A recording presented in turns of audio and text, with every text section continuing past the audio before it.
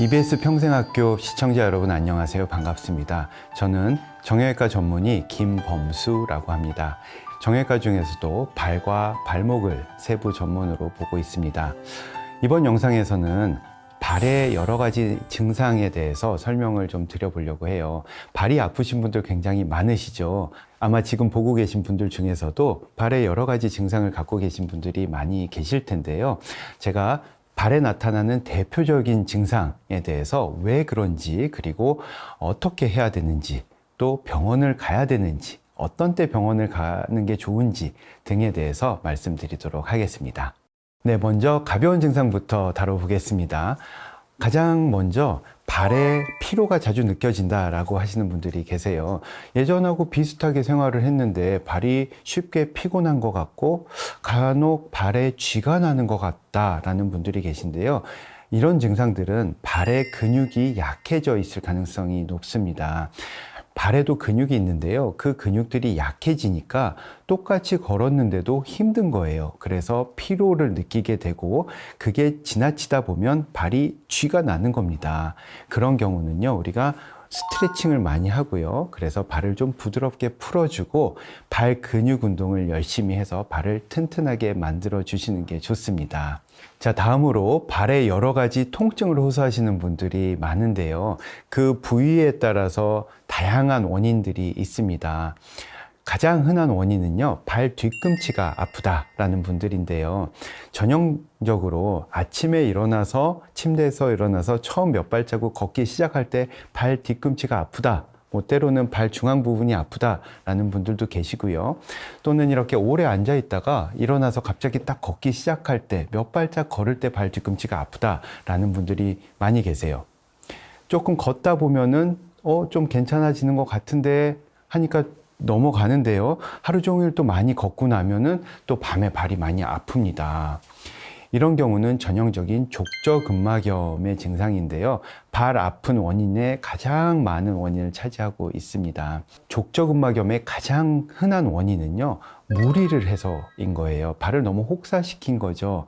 아무리 튼튼하고 잘 만들어진 발이라도 우리가 너무 많이 걷고 많이 쓰면 무리가 돼서 손상이 될 수밖에 없겠죠.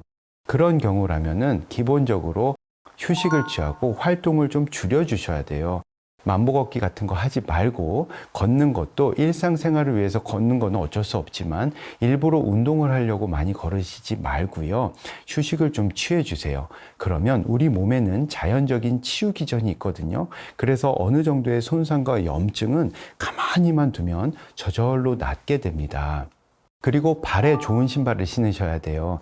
너무 얇은 신발이라든지 너무 이렇게 낭창낭창 부드러워서 쉽게 구부러지는 신발은 발에는 좀 무리가 될 수 있습니다. 쿠션이 좋고 두툼하고 발바닥의 거창은 두껍고 단단해서 잘 꺾어지지 않는 신발이 좋은 신발이에요. 그래야 발이 보호가 되거든요. 거창은 등산화처럼 두껍고 단단하면서 안에는 좀 푹신푹신한 신발이 좋은 신발입니다. 그리고 족저근막을 스트레칭을 하는 게 굉장히 중요한데요. 우리 몸은 나이가 들면서 뻣뻣해지기 마련이거든요. 그리고 특히 우리가 밤에 자고 일어나면 또는 이렇게 장시간 앉아 있다가 일어나게 되면 몸이 이렇게 발바닥은 오그라들게 돼요. 그래서 약간 수축한 상태인데 그 상태에서 우리가 갑자기 일어나서 체중을 실어서 딛게 되면 이 발바닥에 있는 족저근막은 갑자기 팍 당겨지게 됩니다.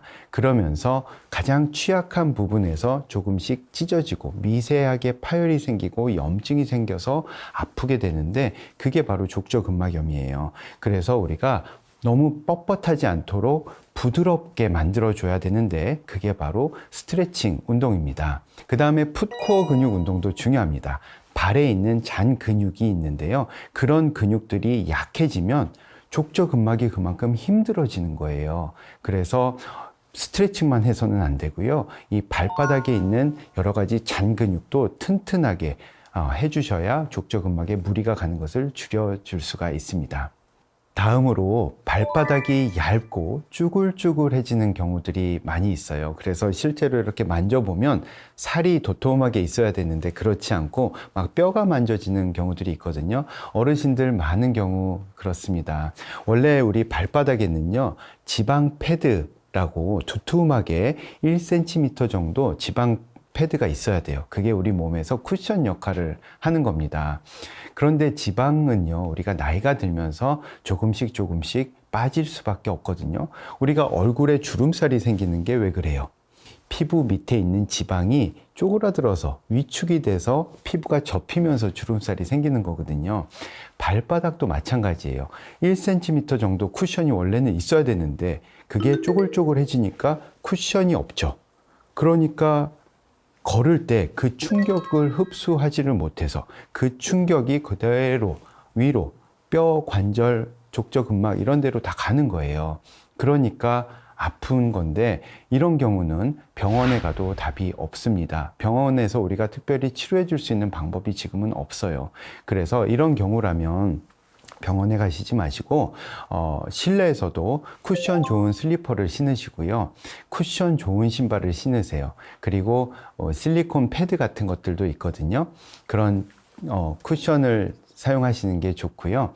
그 다음에 발 근육 강화 운동을 해서 우리가 지방이 얇아지는 건 어쩔 수 없지만 발바닥에 있는 근육은 우리가 운동하면은 두툼하게 만들 수가 있거든요. 그래서 발 근육 운동 열심히 하시고 또 종아리 스트레칭 하시는 것도 중요합니다. 종아리가 단단하고 종아리가 타이트하고 팽팽하면 여러 가지 발에 가해지는 스트레스가 증가하게 돼요. 그래서 종아리 스트레칭을 통해서 발을 좀 부드럽고 편안하게 해주시는 게 도움이 됩니다.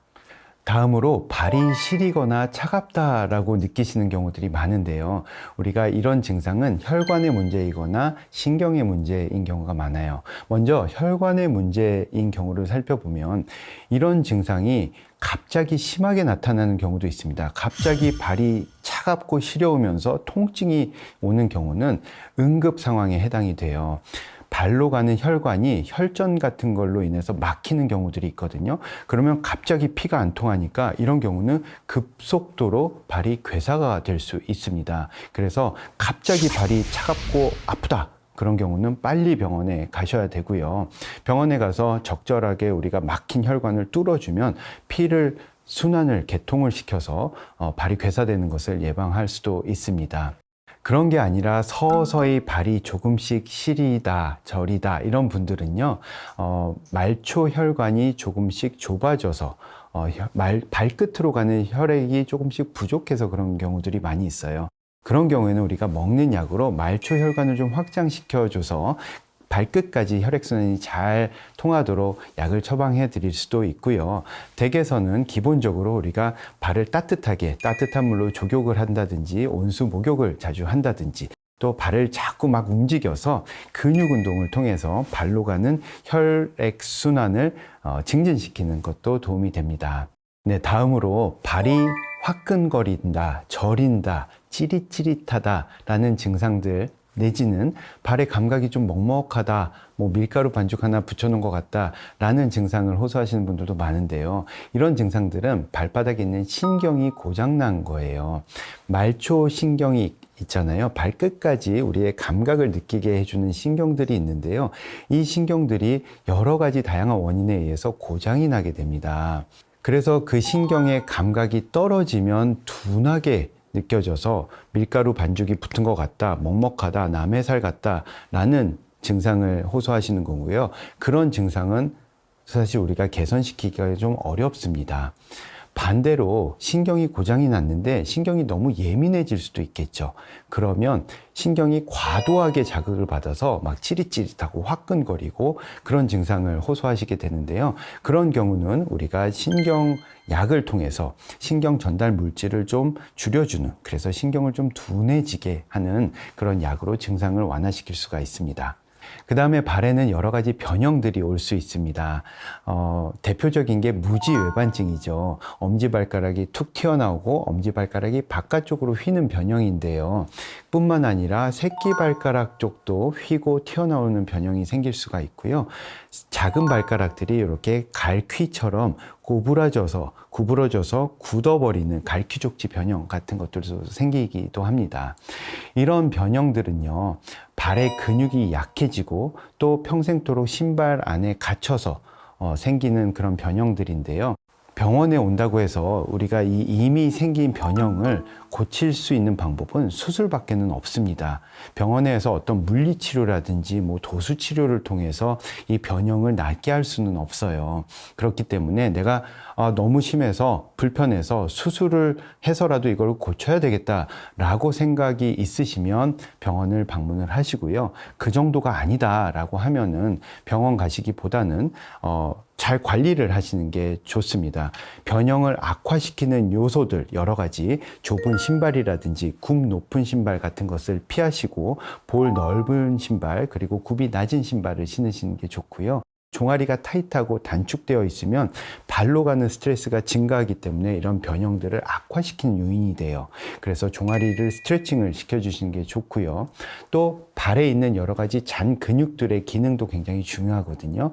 이런 풋코어 근육의 운동을 통해서 변형이 악화되는 것을 최대한 예방하시는 게 좋습니다. 마지막으로 발의 아치에 대해서 말씀드릴게요. 발에 아치가 있죠. 근데 정상적으로 이래야 되는데 그게 점점 무너지면 평발이 될 수가 있어요. 원래 평발이 아니던 사람도요, 나이가 들면서 후천적으로 발의 아치가 무너지기도 하는데요. 대표적인 원인은 발의 아치를 구성하는 뼈 그리고 근육이 약해져서 그럴 수가 있습니다. 뼈는 우리가 어쩔 수 없지만 근육은요, 나이가 들면서 점점 약해지거든요. 그 발에 있는 근육이 약해지면 지탱하지 못하니까 점점 무너지게 되는 거예요. 그래서 옆에서 봤을 때는 발의 아치가 낮아지면서 평발이 되는 거고요. 그게 정면에서 보면 발의 볼이 옆으로 퍼지면서 발볼이 넓어지게 되는 거죠. 그래서 내 발이 예전과 같지 않게 발 사이즈가 조금 커졌다라든지 볼이 넓어졌다라고 하면은 내가 발이 근육이 좀 약해졌나 보다라고 생각을 해볼 수가 있습니다. 그런 경우라면 우리가 근육 운동, 발 근육 운동을 통해서 더 이상 이게 나빠지지 않도록 예방을 하셔야 돼요. 그리고 아프시면, 관련돼서 통증이 있으면 우리가 깔창이나 신발의 도움을 받을 수도 있는데요. 내 발도장을 찍어서 내 발에 꼭 맞는 아치를 이렇게 지지해주는 깔창을 맞춰서 우리가 착용을 하시면 걸을 때는 좀 편안함을 느끼실 수가 있어요. 그래서 걸을 때 내가 아프다 그러면 그런 깔창을 사용하셔도 좋은데, 주의하실 거는요, 운동을 해야 되는데 우리가 깔창의 도움을 받다 보면 근육이 점점 약해질 수가 있어요. 그래서 장기적으로는 오히려 더 안 좋을 수가 있습니다. 그래서 걸을 때 깔창의 도움을 받는 거는 괜찮지만 우리가 신발을 벗고 있을 때는 따로 별도로 풋코어 강화 운동을 통해서 발을 튼튼하게 관리를 해 주셔야 됩니다. 네, 이번 영상에서는 발에 나타나는 다양한 증상들에 대해서 우리가 어떻게 관리해야 되는지 대략적으로 한번 살펴봤는데요. 그 중에서도 흔한 발 뒤꿈치 통증, 그리고 앞꿈치 화끈거림, 저림, 이런 증상에 대해서는 제가 별도의 영상에서 좀 더 자세하게 말씀드리도록 하겠습니다. 그리고 이어지는 다른 영상에서는 우리가 100세 시대에 발을 어떻게 하면 건강하게 오래오래 잘 사용할 수 있는지에 대해서 그 비법들을 설명드릴 테니까 많은 관심과 시청 부탁드리겠습니다. 감사합니다.